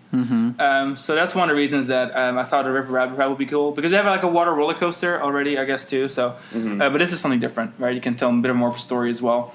And then go for it. For your restaurant, I'm guessing a veggie restaurant. Oh, that's so sweet of you, Sven. Actually, I'm not sure. Yes, double vegetarian options, because by the way, appreciate everyone. I went to a vegetarian buffet restaurant in Leesburg. It was so good. That like, you guys would love it. That's on the list now. We were the only 2 people there, in so long. But no one else wanted the vegetarian. No, but it was quite calm in the park, and it was a rainy day, and there was one other person, I think, at some point. But no, it was really good. I advise everyone to go there. Yeah, that sounds totally up my alley. But yeah, my restaurant would have a lot of veggie options because it's obviously going to be green themed. But I know that theme park goers don't just want to eat healthy on their vacations because, now, let's be honest, especially not in America. And assuming American tourists can come to our park. And then so it's not Rainforest Cafe style that you're going for? Oh my God, no, that's so tacky. Cafe. No, the indoors are going to be like... leave Rainforest Cafe alone. I like Rainforest Cafe. It's no, the Rainforest Cafe does not have a place in my park. Rainforest Cafe is one of the better places to eat at Disneyland Paris Resort. Just saying. Okay, well, this is not Disneyland Paris, but this is my theme park. Okay, so this theme park, or this area... Sven is disagreeing with me. This area will have a restaurant that's like a big rock grotto. You go into the grotto, and then all the sides of the grotto are open, and so you can see outside, like portals, like into the jungle, but there's waterfalls. So, like, you can choose to sit close to the waterfalls, and so you'll be, like, a little more outside. Or you can choose to sit closer towards the center of the grotto where it's, you know, more covered, more shade, perhaps air conditioning. We can kind of separate it off. But it'll be, like, a really naturalistic kind of restaurant where dining in this room is half of the experience. Not like half of the experience because the food is trash like Rainforest Cafe, but half of the experience because like it's really somewhere to be. So like kind of like a Mythos feel on the inside. Yeah, exactly. Think Mythos, but then like the portals aren't just glass. Cavern. There's waterfalls. Yeah. Like you are in the jungle. Open air. Open air. There's still like cooling systems inside, like swamp it's still coolers. You can do climate control even if it's not especially enclosed. With waterfalls, you can kind of separate, the air. Just so as long as you've got free moving air. then yeah. Yep. So that is my restaurant, and restrooms are going to be complimentary because, well, come on, like that's why not? And so yeah, I guess I can have. I will gladly pay my custodians a living too. wage to clean the restrooms without my guests having to pay extra for it. So that is Only my themed department area. stores in Europe felt the same way. And I haven't thought of a name. Well, babe, it's Europe for you. You know, Europe has equal rights too, so it doesn't matter. So, yeah, I don't have a name for the area though. I don't want to call it jungle because I think it's really lame. So, give me a few seconds. You know, like, don't you think it's like lame? Like, okay. I'm sorry that the Pacific Northwest is not a good enough name I'll for call my it Pacific Northwest. Okay, so based on the fact area. that the whole area is like a giant walkthrough because of all the little pathways you can take, I'm going to call it Temple Trek. Okay. That's That sounds like a shooting dark Temple ride. Trek. Well, it doesn't matter. Yeah. It's just an area. Tomb Temple Raider. Trek. There's Yeah. temples. Everything is themed to temples, so Yeah. it makes sense. Temple Trek. Well, the first thing that I noticed is that we picked 3 totally different coasters, and they fit so well together. Because Sean has like the Major Thrill. I have ride. the Launch coaster airtime the machine. launch coaster airtime machine, and like the step up to go a bit further. And then Alex, you have the most family friendly. Yeah, still highest fun, but- capacity. Yeah. Yep, and you have the family friendly splash coaster. And I guess I Yeah. kind of have 2. I would count both of my rides in this area as credits. Yeah, Not the dark ride, of course. obviously, but yeah. Yeah. God, this is actually really fun. I really love everyone's areas. This is so cute. But how did it fit together? They Well, don't. if you're trying Yes, to blend they it, do. I think the park is going to have to be like an epic universe setup where like you have to exit every area to go into the next Yeah. area because it's 2020 be and we want sidelines, compartmentally right? We don't want yeah. we don't want the Pacific Northwest. We don't want to be visible sightlines from our to jungle bleed. because they're not close to each other. Yeah. However, is one of the 3 the main entrance area? No. No, there's 4 major areas and there's a main entrance and a hub. We Yeah. haven't thought of those yet. That's all Yeah. part of our expansion. Oh, okay. Well, that's part of our conversation. We're going to take the 4th area then as the main, not the main street, but the entrance area. No. kind The of park. style. I think the park should be shaped like a 4-leaf clover, and then the stem is your entrance. And What if you want to expand Okay, with the okay. 5th area? I can live Then with it turns into a flower, Okay. a plumeria with 5 petals. That's going to turn into a GMO version. Honestly, we'll just like open a second gate. True. Okay, so what are we Second thinking for thought. our entrance? Do we want to go with something mystical, like natural or naturalistic, or do we want to go with something super high tech? What are we thinking? I think we should go with something that represents travel. And What if our globetrotting, entrance to the because park was also a major transportation hub, like Yeah. super modern aesthetic, like metros can get there, bullet Themed, trains can yeah. get there, bus station, themed to, several like, levels. a major traveling artery? Kind of like a transportation center, and then like the Yeah. parking structure's off to the side, so you can like everyone enters through the transportation center, but no matter which mode of transit, you enter in the same big center. I like the idea of like the entrance highlighting the fact that our themed areas are geographically as distant from each other as possible. So you think of like a modern airport aesthetic? That's kind of like what Port of Entry at Islands of Adventure Cool. claimed Same to. line. Okay. Yeah, because it was about like international trade and lots of boats and airplanes and vehicles and What stuff. if we went with like a World's Fair kind of aesthetic? Yeah, we could do that. Like a modern World's Fair where it's like it's colors, it's lots of cultures combined, but it's very clean and aesthetic. Like it's supposed to represent like a futuristic kind of approach, but by adding all these current cultures, we're not really outdating ourselves right Yeah. away. Because future is so hard to predict. It's Yeah. so hard to make a future themed area. But I think if it's better to have something like that. But then I want, as the only ride then in the entrance area, a observation tower or flying island. Flying oh my god, I would love Island. Flight Island that's on Yes. top of this transportation center. Like the I love entrance Flying is like Island. a transportation center, like a World's Fair, and then on top of that, it's a giant flying island that leaves the transportation center like it's UFO. Yeah, like it Right? yeah. It leaves. It's also a transportation, dispatches, but yeah. instead you go up in the air and then Yeah. you see the whole park. making connections to outer space. Yeah, Oh, like yeah. we are so inclusive that even Yeah, aliens the can be this is reached how by aliens our access the theme park via transit, flying island transit. But what's the name of our park though? It needs to be like It's got to be some Quiet. freaking made up word with like only like 1 or 2 syllables in it, so it's easy for everyone of every language to pronounce. okay. Well, first I got to pick the location, I guess, because the location needs to determine the name of the park. Well, don't now know it how can be anywhere where it's warm, Yeah. God, I don't know where we're supposed to be able to open and market a new theme park in 2020 right now. This is like so China really, yeah. because okay. I saw this funny meme that a friend of ours shared, and it was like, "What's the difference between California and communist China right now?" It's like Chinese people can go to Disneyland. And I was like, damn. Like, where's the lie, though? So if we're looking at it from a business standpoint, if we pick a metro in South China that has a lot of people living in it, the climate's good, construction is cheap, land is cheap, we have easy public transit, so a lot of people can reach us. I think that's a good region. Yeah. In general, just building something there is always cheaper than building it. And like Japan is expensive and weather is like really inconsistent. What do you think, Sven? Or are you thinking more like Europe, like España or something? like in the Riviera. I don't think in Europe we need a theme park of that size. Because, the problem in Europe is that you have all these languages and also access. True. I think that might be one of the reasons why eventually Disneyland Paris got built in France and not in Spain, because Paris is obviously a lot more accessible than Spain is.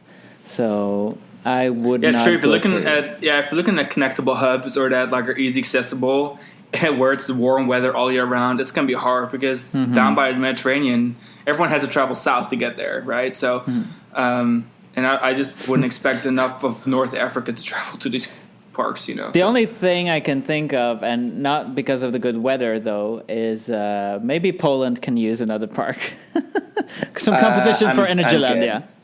I'm all right on Poland. So I'm thinking I'm going to settle on South China. Are we all on that? What about Tianjin? Because they have a Happy Valley there that's partially enclosed. Tianjin gets so cold. Does it get It's north of Beijing. Sorry. You can't run your water right there in the winter. Is that why their Happy Valley is partially enclosed? I just because it's like such, I get really cold in Tianjin. Amazingly high. It's right below population. Siberia. Okay. Well, that's because it's some part of the same metro as Beijing, but it gets pretty cold there. Okay, so South China it is. Not Hong Kong though, because Hong Kong is really expensive, and look at has Ocean Park and Disneyland. They're not doing so hot, so they're not getting their attendance. Okay, what about like Chongqing? Are there too many parks being added there already? Where is that? So Chongqing is in central China. It is the largest growing metro in the world. The city currently went from 5 million people to 15 million people in it within 5 years. So it's the fastest growing city on earth. It's like a booming metro. It's called to Chengdu, which is also a big metro, and that is the capital of Chengdu is the capital of the world when it comes to the big panda bears. Oh yeah, panda conservation. So they have now when you see all those videos of all the little panda bears, they're all in Chengdu, and then those two regions are pretty close. So they're like a 2-hour bullet train between each other. So that's it's definitely a popular region. I think that's going to be one big metro in a couple of years. That's always a good idea too. But I don't want to get too much into civil engineering here. The theme parks are all exploding. All of the that region is getting all of these new Happy Valley and Sunac parks, and they're so stunning and beautiful. But there's not a whole lot of money up there yet. As where like Shenzhen, like the South China, Guangzhou, we could do Shenzhen, Guangdong area. Shenzhen has a lot of money. It's the richest area in China. It's like the Silicon Valley of China. It's close to Hong Kong. It's close to the big industries of Guangzhou. So there's a lot of money in that region. That's just why Shaolin Gorge Kingdom is doing so well, because it's in like the richest regions near Macau. Yeah. So we're gonna pick that same region as Shaolin Gorge Kingdom. We're gonna go compete. Yeah, but you're going to compete with similar areas though. How original. But there's enough people. There's enough people to go around. Well, it didn't stop Europa Park from copying Disneyland, right? Yeah. Yeah, but that's in a different continent. That's true. Also true. I just feel like China's the safest bet. Why if we went to the Yunnan region? Where Colorful Paradise and stuff? Yeah, we could do that. Okay, we're going to the Yunnan region. We're going to settle on that. Did you say Wuhan? In China somewhere. No, Wuhan, no. Wuhan already has a nice park. Did it? Is it nice? Happy Valley? Yeah. That one looks ugly. It's got 7 coasters. Okay. Well, to say Happy Valley is a nice park, it's an Cedar insult Point's to our a park. nice park, and it's ugly. Okay. Okay, so it's in China, period. So that's the first thing. So what are we going to call it? Warm China. Do we call it Colorful World Celebration Park? World Celebration. That sounds very Chinese, right? Kaleidoscope Park. No, that's too complicated. Yeah.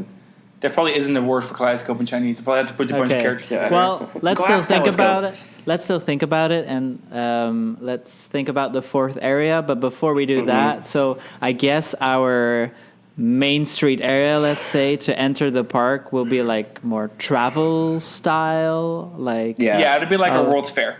Mm-hmm. Something. But what is our hub? Is our hub going to be like a little lagoon around which the areas are, or is our hub going to be like a giant fountain, or like every area, like every park has like their hub, like their signature tall thing, like the castle or the tree or the globe. It would be Epcot. fun to have like this huge fountain to then have nighttime entertainment on that. Yes, Yeah. how ocean can our view? Let's do it. Okay, we're doing that too. Yep.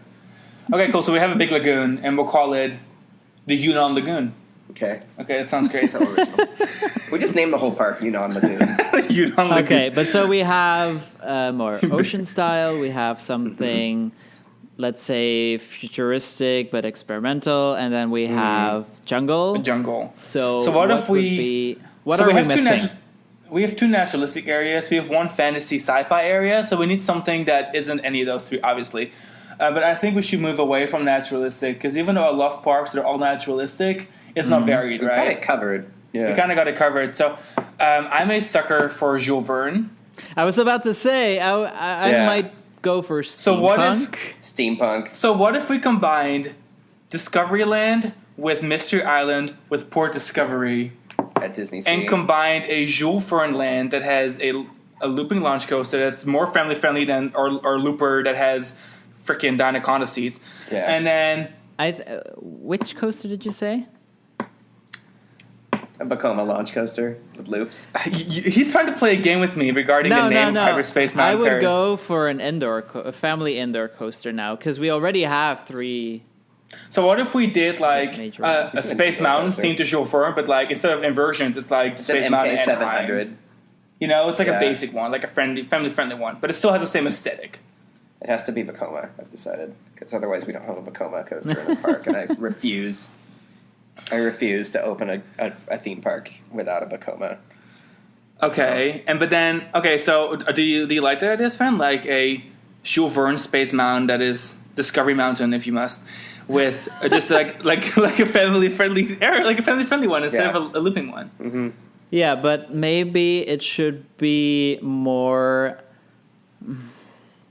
like Vekoma goes Winja style. Okay, so what if we did Space Fantasy? It could be like the Vekoma. Well, the Vekoma is like Cosmic Rewind. I think Cosmic Okay. Rewind. Yeah, Okay, we did Cosmic Rewind, but the theming is going to be like Space Fantasy, which is in Universal Osaka. Mm-hmm. It's like super colorful, space themed. Like it's really friendly. Like it's not like your missiles flying through space at a high speed, flying like- past TIE fighters. Like it's the fun side of space. it's like wow, exploration. space is so cute. Look at this little planet smiling at me. Yeah. It's like that. Well, I'm not convinced because it's very cliche to go for the space theme. Well, I'd really want more to go to the real steampunk core theme. Okay, so what if we did a indoor roller coaster that was themed to slave factory? labor factories with hardcore. And you need to save the people. It's, Yeah, okay. exactly. It's It is Fata called- Morgana, it is but called steampunk. Exodus. Exodus. And like this is not family friendly anymore, but our theme is that we have to like launch into this factory with our spacecraft or whatever hovercraft we've got. Yeah. We have to steampunk. rescue our steampunk friends that are Yeah, being enslaved they're by the enslaved. bad factory owner. Yeah. In the finale, we blow up the factory owner. Wow. Okay, I'm all for it. Yeah. Okay. Oh, this is great. Yeah. Okay. Done deal. That's Okay. family friendly. And look, Yeah, teaching your family that slavery is not okay is the teaching message children of Exodus. to revolt against tyranny is the most family friendly thing, I think. Yep. Wow, I love it. Okay. Okay, so now our dark ride is it going to be like Journey to the Center of the Earth? Slot car. Do Slot it- car ride system. Do we need another dark ride? I yes. mean, you can never have enough dark rides. How could you especially not? with the high capacity and you want to have air Did you really conditioning. just ask that it's hot as question? shit out here. No, in but South China. maybe we should then do more of a non-conventional dark ride, like because we have pretty hardcore dark rides already. Because we have your crazy idea. We have we have a trackless Colorful rainbow LPS. character. And we have a Kuka arm, so these are all pretty advanced already. Do you want to Yeah. go with something more basic? No, I was thinking about more. Well, either it can be basic, yeah, and then it may be more boat ride style. Okay. like a nice Bermuda Triangle to that same volcano. Because Mysterious Island is a story from Jules Verne. Like, it's not just the name of an area; it's a story. Yeah. Maybe we could use the new Mac technology where the boats can go sideways also. Yeah. So you're talking Pirate Shanghai? Well, kind of, but a smaller. Yeah. Okay, because I'd be down with that. Yeah, I could do that. Like it can be Pirate Shanghai, Melodia. but I think the money is gone already. Look, money isn't real. This is a fantasy. The U.S. is in turns shows of debt, and we're still all... There was never surviving. going to be a budget for this park. You didn't tell us that we had to budget, so... Yeah, Sven's Dark Ride doesn't seem like a budget coaster. Yeah, Sven, your technology doesn't even exist yet. So You're like, actually, we're I gonna need to be have sure 800 if anyone animatronics. is blowing the budget, it's you. Is it a shooting star or another animatronic? We don't Magnetic know. suspended trackless Dark Ride. Okay. So, say Shanghai Pirates kind of dark ride. So we have like a flooded... So the theme is coasting on water Yeah. through a volcano. What's happening inside a volcano? Sven, you're the creative mind here. Well, to come up with the top of my head, I think more of his little shoob characters should be involved. I guess we need to find something.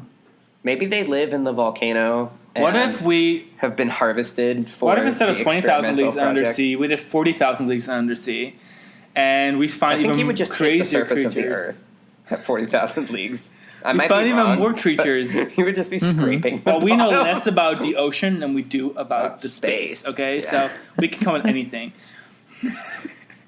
So yeah, it's like we go even deeper than we did at This Disney would make a Sea. good transition to my Pacific Northwest area. I have little signs that say "Turn back now if you want free bathrooms." Wait, bathrooms are going to be free in the Jules Verne area. You can't Exactly. just like... That's why you have a sign saying "Turn back" because you're about to enter into my area. Oh, We're transitioning from your 40,000 leagues under the sea to the Pacific Northwest. yeah, it's a little warning sign. Warning, restrooms are ahead. Cost. Warning. Like a little tyranny digital ahead. updated sign. $5 Yeah. today. Like Kings Island, there's a swap traffic, They, yeah. they swap out their prices for the slingshot based on how busy it is. Yeah. Like you'll literally see them put it up to $5 or they put it up to $50 depending Yeah. on how busy it is. Yeah. It's so dumb. We're running a flash and- sale on the Sky Coaster. Yeah, we can also go look for new energy sources. Ooh, how renewable, Sven. I love Yeah. it. Yes. Okay, yeah, we'll do that. That is definitely... So, like, yeah. what if we are the ones fracking? And then- But then we learn fracking is bad. Yeah. So then we do something else. The ride is called Go Frack Yourself. Yeah, and then you see what happens to the Earth, and then all kinds of effects start to work on you, like almost epileptic things. The volcano and- begins to retaliate. What if our finale is a robot colony that is trying to revolt? Okay, Well, finale is I'd we avoid the discover- robots because they are already in my area. True. We Okay. the finale is that we learned about the real life magic of renewable energy.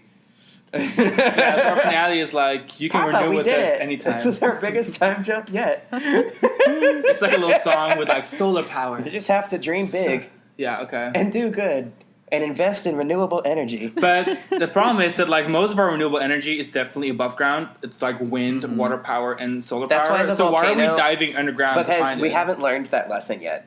So we're finding a mythical We're actually renewable energy. it's the journey to the center of our hearts. Like this is a It's self the journey to the center of renewable energy. Yeah, we're on an expedition We of pass coal, and then the coal is like depleting. We pass. throughout this Oh. ride experience. We are discovering in our hearts what is truly important, and that is I was being solar serious. panels. we can pass coal that we mine for. We can pass like fossil fuel that we pass for. And we're like, wow, these are all not sustainable. And then at the Yeah. end of the ride, now we pass a bunch of shit that we can no longer do, Yeah. even though we do it, like fracking. And then on our way up, as The we escape volcano from another spits us out, explosion underground from fracking or something, and like while we're flying, we like midair, fly out of the volcano and we see windmills. We see Holland. we see the Netherlands. And we see all over the world. We're like, the answer was the Netherlands all along. and we see bikes. And we see only electrical cars in 2021. And so, for that reason, so the story is, I this think we area is lost super Alex. conscious. The area is super conscious, right? So we save slaves from a factory. And then we learn that we need to use renewable energy. So you leave this area. I'm literally highly crying. educated. We can literally call it PhD in fun. Okay, Epcot. Jesus Christ. Leave It's a new person steampunk. Welcome to Communicore.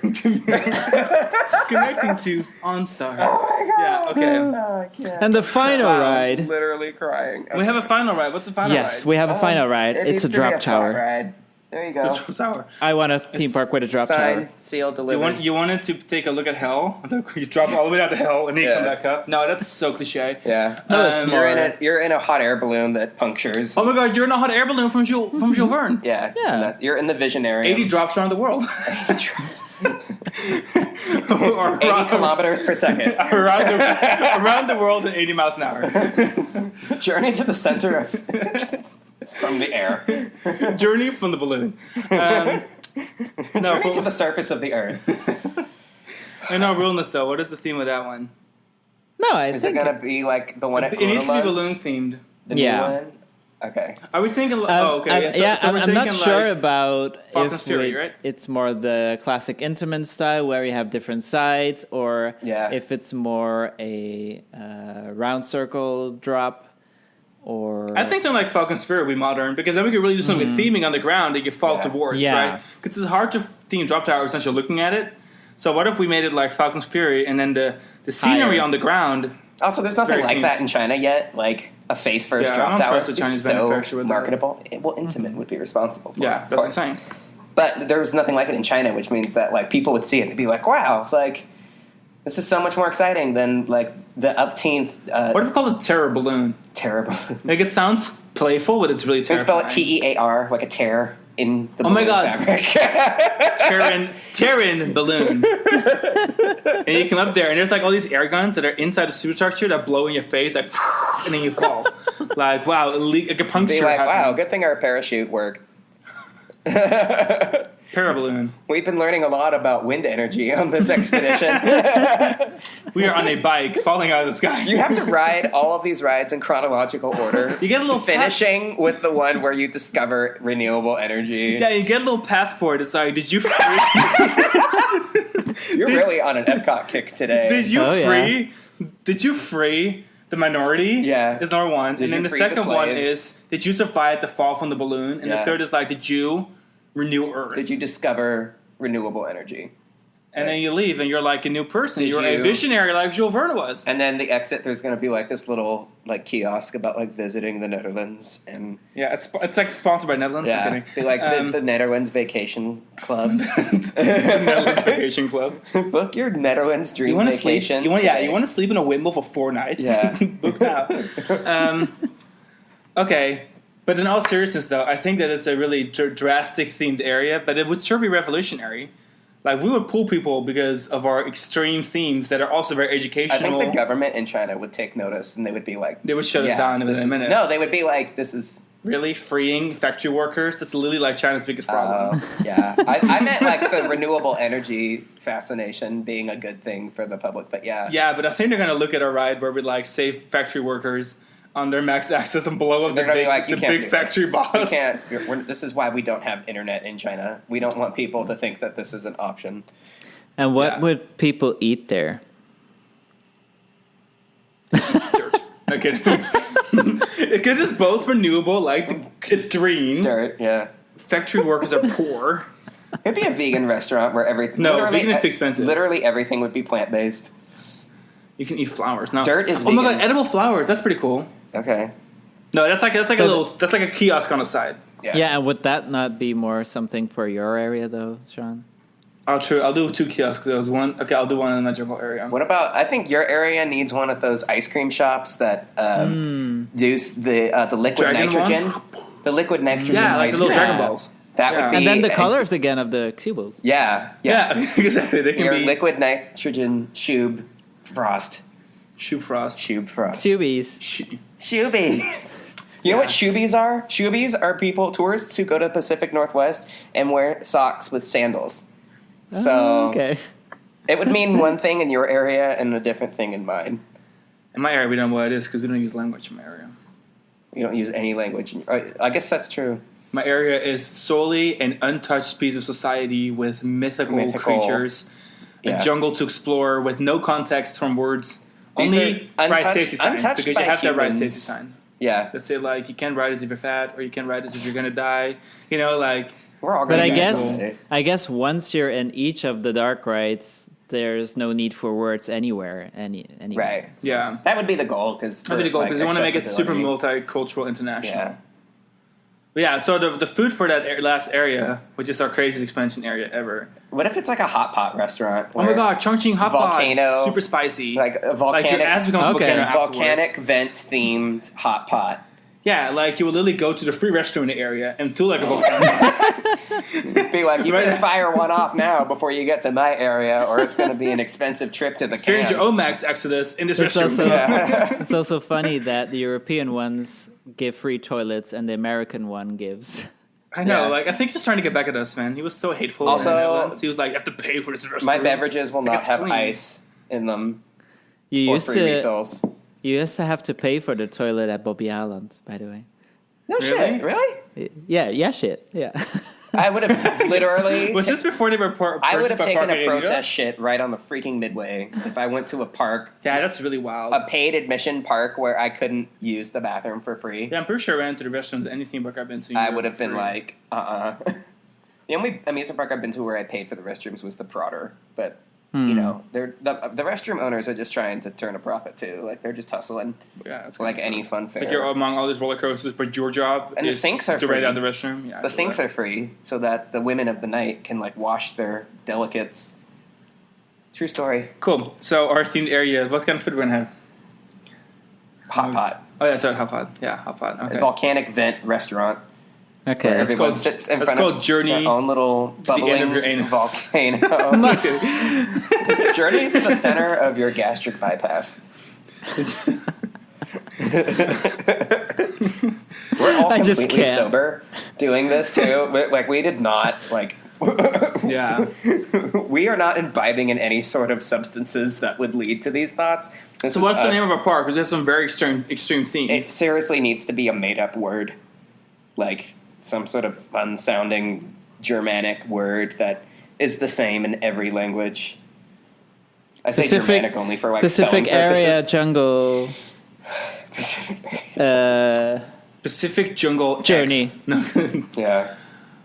Journey. Something with journey. I think I like that. I think it would just be. I'm serious. I just want like. How about journey? Like, just journey. Journey. Welcome to Journey. No, but you can't trademark that though. No. That's a problem. I'm saying like okay. So my inspiration for the name would be like when Nintendo was developing the Nintendo Revolution. The biggest issue from a marketing perspective was that word was too complicated to like spell and say and translate. So they renamed it the Wii because it's a made up word that meant whatever they wanted it to mean. Yeah, but that's a game console. What a fucking theme park. Yeah, but still. The game consoles. I mean, theme parks around the world are having names that, even if they're slightly hard to pronounce to other cultures, they're still names. Yeah. Like, this is something you need to be able to market. You can put, like, a nonsense word on an ad, but people know what it is? No, you need to have a word that kind of explains it. It's like a park, like an experience. Well, the name needs to have kingdom in it, because we're the Coaster Kings. Okay. Kingdom. This is, like, the Chimelong group. What if we use it Journey Kingdom? Journey Kingdom. Journey Kingdom. Journey Kingdom. That works. That's Journey fine. Kingdom from the Coaster Kings. We'll take it, yeah. With some extreme-ass names. Yeah. Coaster Kingdom Entertainment Group presents... Will you save the factory Journey workers? Kingdom. Journeys of both the mind and heart await you. And then we can give out free coupons for toilets at the Pacific Park area. Yeah. Of the park. I know, right? Yeah. So eat at your Chongqing hot pot. Yeah. And get free admission to the Here's your restaurants toilet coupon book. around the park. So you don't have to run to a different area when you're ready to go. Okay. Well, that was cool. Are you satisfied? Else you want to discuss about the park? I'm very satisfied with our roster. I think that we all came together so nicely for our last extreme area. I'm not sure if I want to visit that part of the park, though. It's like woke AF land. Yeah. It's the woke vault. It's a volcano. Volcano. It's volcano. Volcano. That's the name of that area. Wow. Anything else I forgot about the park? Do we have I think we covered everything, right? We got an entrance, we got 4 areas. Do we have a mascot? Factory worker. No. No, it's your little Shub characters. A little Shub character. Oh, Yeah. yeah. It's your characters. They're part of... so we have a mascot for the whole park? Yeah. Yeah. Okay, well, I guess mine would be like a walrus character. Oh, so Obviously. in my jungle to be a giant... the snake doesn't work. It totally works. That's terrifying. Scare it'll- all of the children. Yeah, but that has... there's a greyhound, there's a snake, so there's something else. Okay. Yeah. So we're talking about something that's encompassing the whole Journey kingdom, right? I guess mine could be like an octopus. What if we did a multicultural princess that had pink hair but also an afro? Pink afro princess. Well, it fits to have a princess in a kingdom. Yeah, But we don't even have the that's true. castle. That doesn't The matter. castle would be at the far end of the lagoon, and it's just a hotel. Okay, done. What if our mascot was a magical creature? A magical sky creature princess. princess? Princesses can be magical Sky creatures. princess. That's her I think name. she should be trans. I think she Okay, should. China's not ready for that yet. Well, she's just a sky princess. She has look- no... She is fluid. She's gender fluid. she's She's gender everything. Okay, all right. Well, not gender fluid people are inherently She is trans. Mr. She's Mrs. She's non-binary. Her Sky pronouns are she and they. Princess. Yeah. Yeah, And she's completely pink. she's pink. And all she right. flashes lights at What? night. Yeah. She's like a beam of... she's bioluminescent, Yeah, she's like a forest. Okay. Like a bioluminescent forest. and she levitates. She brings all of us to a higher being. She is not beholden to. She's like God. to physics. Well, if she levitates, that sorts out the photo opportunity and the I know. Yeah. the social distance. COVID-19, no problem. Ours Yeah. is literally flying above you. She floats in and like the water show at the lagoon every She comes night. out of water. and She's she like lifts on the all way water up to the drone jetpack show. and takes off into the stratosphere. Yeah, into the drone show. And Yeah. she frees all the slave kids in Yeah. the factory. Yeah. Well, I was about to say, so the show has the themes from every area. So there's this jungle style, then ocean. Yeah. Yeah, we end with our last area because it's going to be big fireworks, falling, crumbling buildings, projection maps. The people volcano running out and area celebrating freedom. erupts a very happy Yeah. day at Journey Kingdom. Yeah. Yeah, every night we have a nighttime show. Well, I wanted to where journey to an inner subconscious where where we, you realize that depression is a very real thing. free, yeah. Now, the government would totally shut this place down. We wouldn't last. We're gonna relocate it. We would need to relocate the whole park I think to, to the States, because there anything is possible. to the States. Yeah.